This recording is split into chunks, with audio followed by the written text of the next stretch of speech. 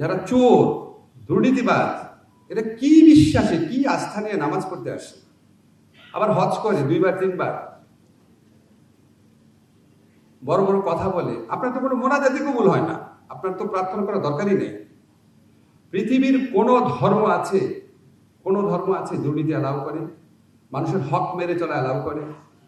তো আপনি যদি দুদক, আইন, সংবিধান এগুলো সব বাদ রাখেন, আপনার যদি মিনিমাম, আমরা সবাই বলে আমরা ধার্মিক মানুষ, একটা ধার্মিক মানুষ অসৎ হয় কিভাবে অন্যের হক মেরে খায়, কিভাবে নিজের আমানতের খেয়ানত করে, কিভাবে নিজের ডিউটি ব্রিচ করে, সবাই আমরা যদি এরকম করে ভাবতে শিখি, আমার মনে হয় কোনো আইন টাইন দরকার নাই। এই ঘুষ নেওয়ার নির্দেশ কি শেখ হাসিনা দিয়ে গেছিল? এই ভূমি অফিসে যে লোকজন আছে, নামজারি যারা করে, তাদেরকে কি শেখ হাসিনা বলেছিল যে যতগুলো কাজে সবার থেকে 10 লাখ টাকা করে ঘুষ দিবা? পলিটিক্যাল লিডারদেরকে অবশ্যই আমরা দোষ দিব, সবাইকে দোষ দিব, কিন্তু এই দোষ দিয়ে নিজের অন্যায় দিক থেকে যেন পার পাওয়ার চেষ্টা না করি। নিজেকে জিজ্ঞেস করেন, আমরা কি সৎ আছি? সবসময় কি কম্পালশন থেকে আমরা অসৎ হই? সবসময় কি আদেশ নির্দেশ থেকে আমরা সৎ লোকের বিরুদ্ধে লাগি বা অসৎ লোককে ছাড় দেই?